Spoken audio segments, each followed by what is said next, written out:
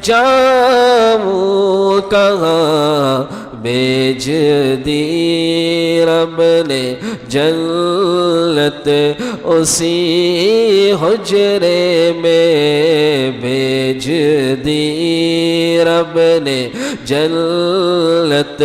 اسی حجرے میں اماں عائشہ کا حجرہ مدینے میں ہے میں یہاں ہوں میرا دل مدینے میں ہے میرا دین اور دنیا مدینے میں ہے اللهم لك الحمد كما تعلم فصل على محمد كما تعلم وافعل بنا ما تعلم فإنك على التقوى وعلى المغفرة الہ العالمین جو کچھ کہا گیا سنا گیا اس پر عمل کی توفیق عطا فرما حضور علیہ السلام کی سیرت آپ کے نقش قدم پر چلنے والا بنا آپ کی سنتوں کی اتباع کرنے والا بنا آپ سے سچی عملی محبت ہمیں نصیب فرما الہ العالمین جو بیمار ہیں انہیں شفاء کاملہ عاجلہ دائمہ مستمرہ نصیب فرما سب مریضوں کو صحت کاملہ عطا فرما جو اس دنیا سے جا چکے ہیں ان کی مغفرت فرما ان کی قبروں کو نور سے منور فرما جنت الفردوس کی ہواؤں سے معطر فرما ہمیں اپنی آخرت کی تیاری کی توفیق عطا فرما الہ العالمین ہمیں ایک بنا ہمیں نیک بنا آپس میں سچی محبتیں ہمیں نصیب فرما مسلمانوں کے آپس میں باہمی اتفاق نصیب فرما گھروں میں ناچاقیوں نا اتفاقیوں سے حفاظت فرما ہمارے گھروں میں برکتیں عطا فرما ہماری اولادوں میں ہماری عمروں میں ہماری صحت میں اپنی خوب برکتیں عطا فرما الہ العالمین اولادیں جن کے نہیں انہیں نیک صالح اولادیں عطا فرما اولاد نرینہ نہیں نیک اولاد نرینہ عطا فرما رشتے نہیں آ رہے ان گھروں میں اچھے اور نیک جوڑوں کا انتخاب فرما ان گھروں میں الہ العالمین اچھے اور نیک جوڑوں کا انتخاب فرما رشتوں کی پریشانیوں کو بھی حل فرما آسانیاں پیدا فرما ربنا آتنا فی الدنیا حسنہ وفی الآخرۃ حسنہ وقنا عذاب النار اللهم اغفر لنا ولإخواننا الذين سبقونا بالإيمان ولا تجعل في قلوبنا غلا للذين آمنوا ربنا إنك رؤوف رحيم وصلى الله تعالى على خير خلقه محمد وعلى آله وصحبه أجمعين آمين برحمتك يا أرحم الراحمين